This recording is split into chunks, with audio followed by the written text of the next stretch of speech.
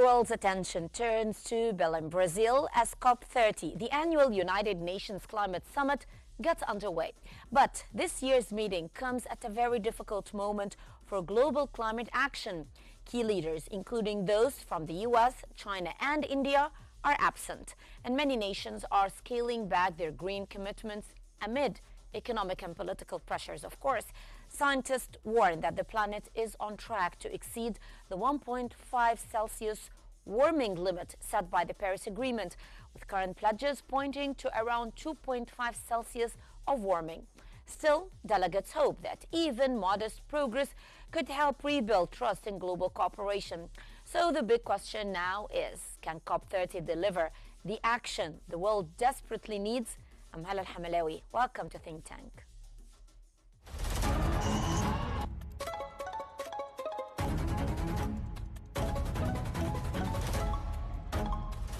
Our world is becoming unhinged.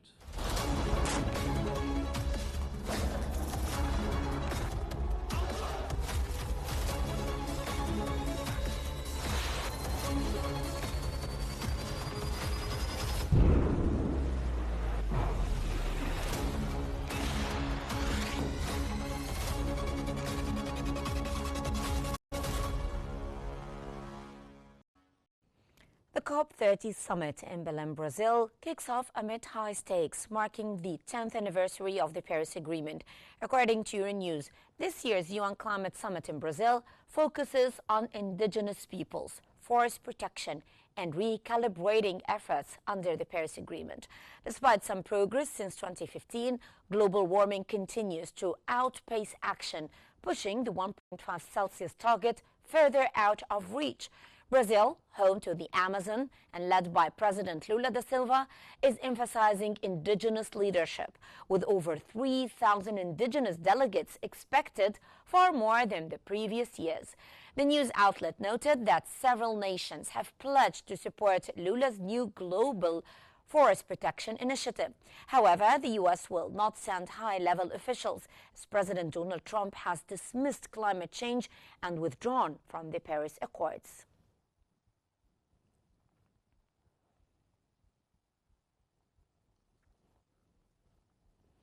As COP30 begins in Belém, Brazil, the absence of key world leaders, including India's Modi, China's Xi, and U.S. President Trump, has cast doubt on the summit's global weight. According to Bloomberg, the summit comes as political and corporate momentum for climate action fades amid economic and security pressures. Unlike the landmark Paris summit back in 2015, expectations for major breakthroughs are very low. As reported by the news outlet, delegates face major challenges, from Trump's dismissal of climate change as a hoax to weakened green policies and fading business momentum. The world is on track to exceed the 1.5 Celsius target, with current pledges pointing to about 2.5 Celsius of warming. Still, smaller wins may emerge, including new commitments on sustainable fuels and climate adaptation. Bloomberg noted that even modest progress in Belém could help rebuild trust in global cooperation at a time when it's badly needed.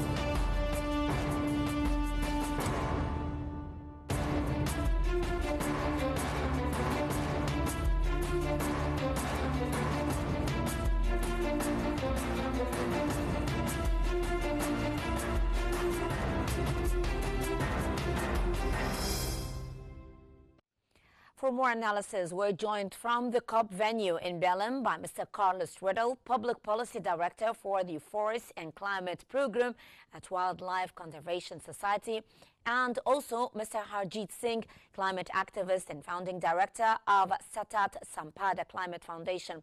Welcome to Q News, gentlemen. I will start with Mr. Carlos. Mr. Carlos, COP30 is being held in the Amazon rainforest for the very first time. Why is hosting the conference in Belém so symbolic for the global climate action? Thank you very much for the invitation. It's a pleasure to join you and to join Harjit in this conversation. It's every year we hear the world speaking about the urgency to address climate change and also about the role of ecosystems and nature to help us. And also we speak about the indigenous peoples and local communities, but their presence at COP is reduced. And having a COP here is finally the opportunity for the Amazon to speak up to the world, and then for indigenous people, the local communities, not from the region, but also from around the world, to speak up and to tell the world, okay, this is what we expect you to do about climate change, and also about addressing the urgent needs to reduce fossil fuels and to reduce and to halt and reverse deforestation that is the main source of greenhouse gas emissions in countries like Brazil. Mr. Harjit, climate change adaptation is said to be a key theme in Belém. What are some practical adaptation measures that countries need to prioritize? Thank you very much for having me and asking this question about adaptation, which is such an important priority for developing countries who are already facing climate impacts. The reality is that they are not prepared to deal with these challenges, be it increasing incidences and intensity of floods and storms. And we are also seeing how sea level rise is affecting people's lives, livelihoods, and swallowing land permanently. So the world is not ready, and developing countries certainly have a huge capacity gap, and the money that is required for them to climate-proof the development or build infrastructure in a manner that is more climate resilient, or help prepare farmers to deal with the climate variability and have more research in climate resilient agriculture. So some of those things definitely require resources, and especially when you want to make sure that your infrastructure is made for all weather scenarios and increasing disasters, it would require additional resources. The reality is that, as per the United Nations report, that the resources that are being provided from the international system are 12 to 15 times less than what we need at this moment, which is about $300 billion annually in developing countries alone. So adaptation definitely is a key priority at this COP, but we want to make sure that the money that is provided for adaptation is public finance and not private sector money, which is going to be only looking at making profits, or loans that are going to make developing countries more indebted, and they are already facing the debt crisis. Yes. Mr. Carlos, what do you see as the biggest challenge facing this year's negotiations in Belém? Is it only the financial aspect, as mentioned by Mr. Singh, or are there other challenges facing this year's COP30? President Lula has just delivered his speech at the plenary, and it's called the COP of Truth. This means exactly addressing the major finance gap, including the finance gap for adaptation. So countries need to walk their talk and deliver their promise since the convention was established, the Paris Agreement, and all the decisions that we had in recent years, how to fulfill this immense finance gap that exists, and provide clarity on the source of financing, especially on the participation of the public finance to fill this gap. In addition, President Lula brought this up a couple of times these last few days, including today. He mentioned that this is an opportunity to bring the commitments made in recent COPs, including COP28 in Dubai, that promise us to put on a path on the transition away from fossil fuels and halting deforestation on track. And so to start the walk towards roadmaps to end up fossil fuels dependence and to the middle of the century, and also how to halt deforestation in the time frame that has been promised since at least the Glasgow a couple of years ago, when the countries promised that they would reach 2030 with zero deforestation. And so COP has the opportunity to address those gaps and put us back on track, and then to mobilize everyone to do what is needed. Mr. Harjit, Brazil's President Lula da Silva called this a conference of truth. In your own view, what truths about climate change does the world still need to face now?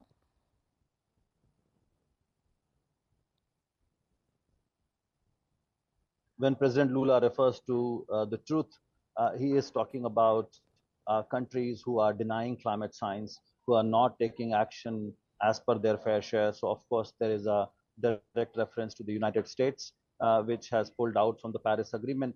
And instead of taking climate action, the United States is promoting fossil fuels, which are the primary drivers of the climate crisis.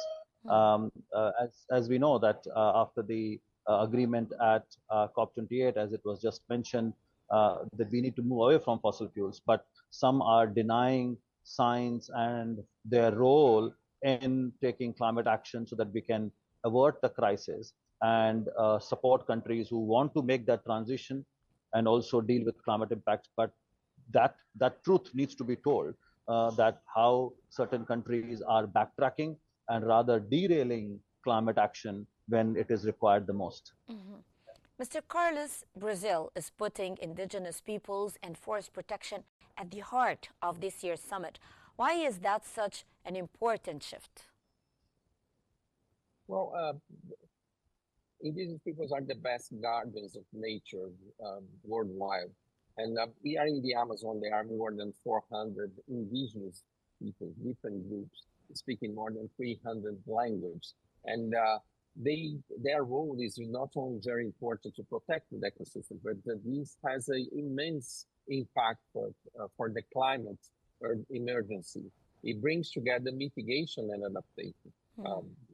If you look at what happens in indigenous territories in Brazil, the rates of deforestation are almost insignificant. And it only happens when we have invaders of those lands, the forest to expel the communities from those territories. So recognizing their role and also their knowledge, I think is very important. And bringing their knowledge, that traditional knowledge that has addressed challenges over thousands of years at the same level of the scientific knowledge, and bring both together, it's an unique opportunity that happening in the Amazon. Mr. Harjit, after a decade of limited progress, what concrete outcomes should we hope to see from this year's summit? Yeah, I'm glad you asked this question, because we are living in a scenario where the trust level is absolutely rock bottom, and many questions are being raised on the importance of this process. But I must say, despite all the criticism, we have to make sure that this system delivers.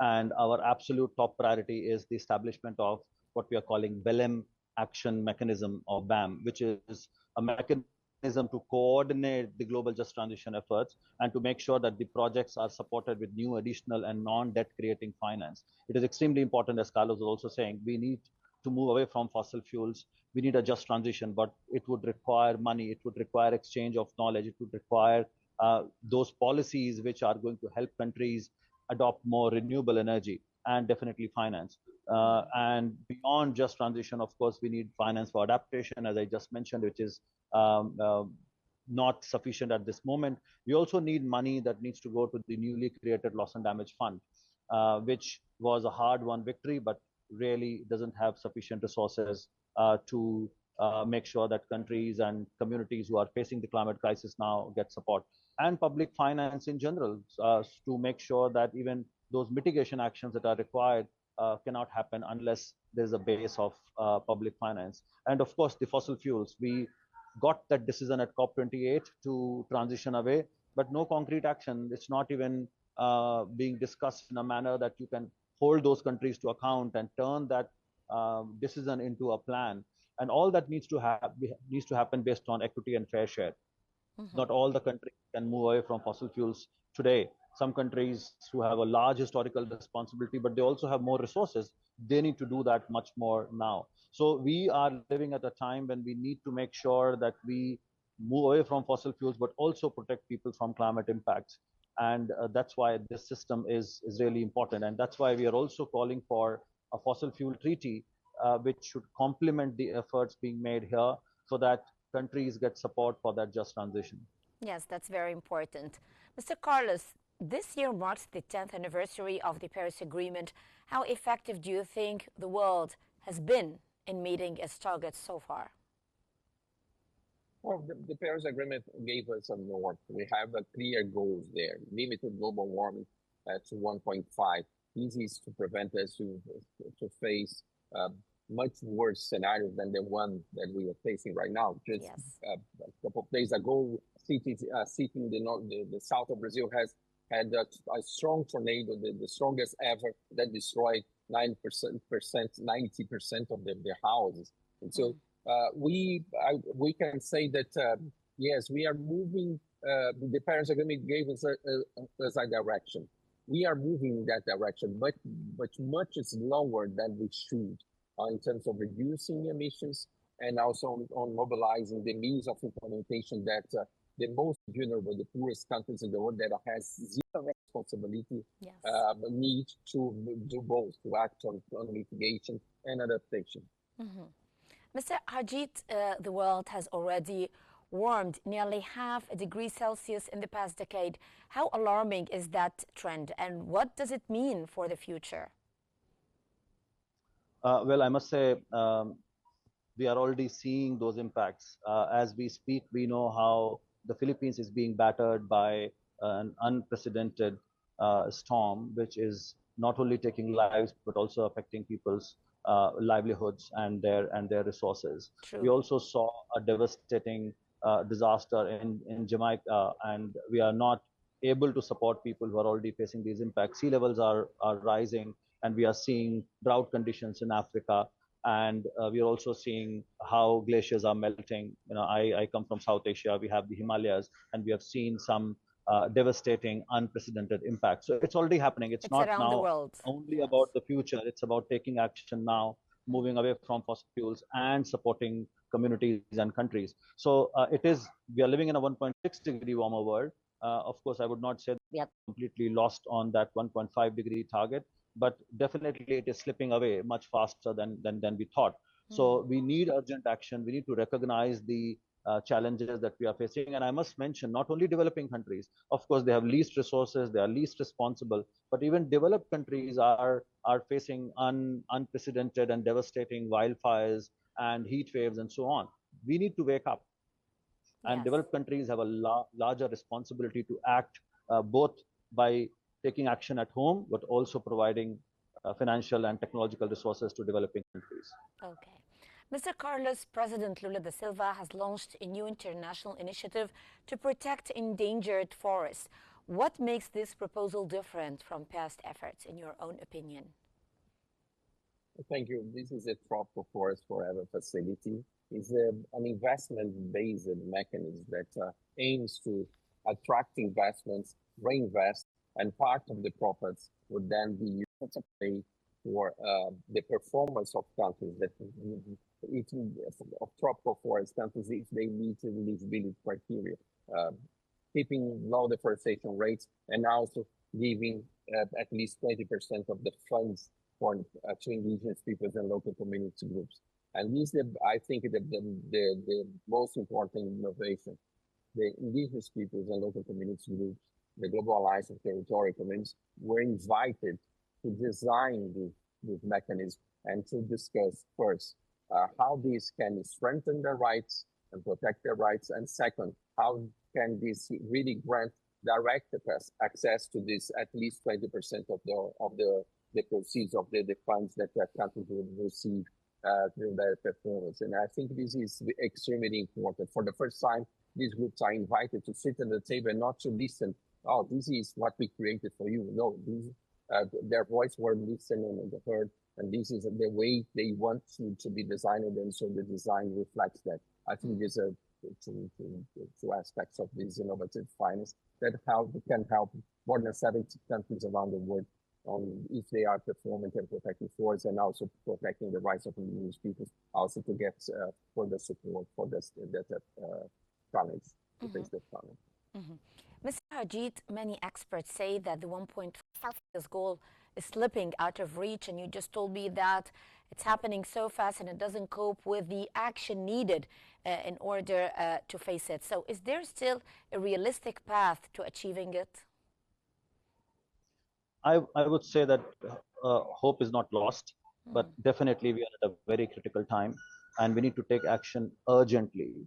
And that means that we should stop all kinds of fossil fuel expansion and exploration now, because we cannot allow even an additional barrel that is extracted and then burned, which is going to further exacerbate the climate crisis. So it's absolutely fundamental to phase out fossil fuels in a just and equitable manner. And that is something which is not getting as much attention as it is required. Of course, President Lula has said that we need to work on it, but many countries, the rich countries who are rather backtracking and going to use fossil fuels until 2050, in fact, they have some of the largest fossil fuel expansion plans. They need to be held to account. They need to be called out. So the only way we can do it is by taking concrete action on phasing out fossil fuels and phasing in renewable energy to displace fossil fuel expansion and use. Mr. Carlos, President Donald Trump has dismissed climate change as, I quote and unquote, hoax. How has that stance affected international cooperation and U.S. credibility on climate? Oh, the president of COP30 has just opened the COP officially, and in his initial remarks, he said this would be a COP guided by science. The International Panel on Climate Change was established just before the establishment of the Convention to combat climate change, the UN Convention. And I think there's a very good, let's say, convergence among the parties here that we need to be guided by science. There are challenges, of course, but most of those who are here, most of those heads of state have joined President Lula during the Leaders Summit last week. We're speaking about science. And us, civil society organization, I'm working on one organization that is science-based and will be, I'm sorry, would be also ensuring the outcomes of this COP will reflect science. So sorry. Mr. Harjit, many countries are scaling back green policies amid economic pressures, if there are even political pressures. So is the world losing its sense of urgency on climate action? Well, it is time that we stop looking at climate and development and economic growth as competing interests. They are rolled into one. In fact, if we avoid ecosystem-centered development, if we avoid looking into integrating climate lens into our development, we are going to see development getting eroded. And that's what we have seen when development did not take into account climate risks. So they go hand in hand and they are not against each other.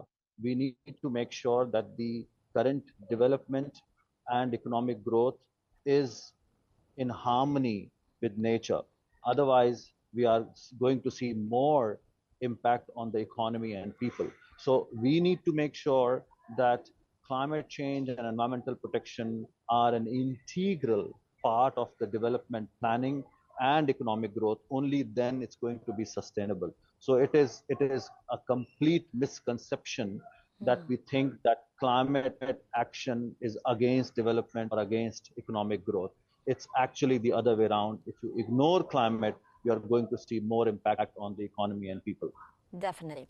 Mr. Carlos, the Amazon, often called the lungs of the earth, is under severe threat. How urgent is it to protect this ecosystem, and what concrete steps should COP30 prioritize? Well, we need to bring the promise made in Glasgow to end deforestation into concrete plans. And so the President Lula mentioned that we could leave Belém with a roadmap to end deforestation, and so to reach 2030 with zero deforestation. And let's walk the talk. Brazil is giving an example. The deforestation in the Amazon, the annual rates of deforestation are going down. That have been reduced in 3 consecutive years. And so this is showing that it's possible to do.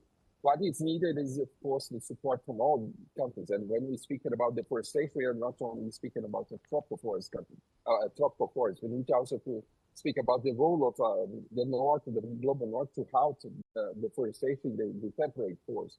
So there's an opportunity. I think there are good examples happening in Brazil, but in other regions in the world.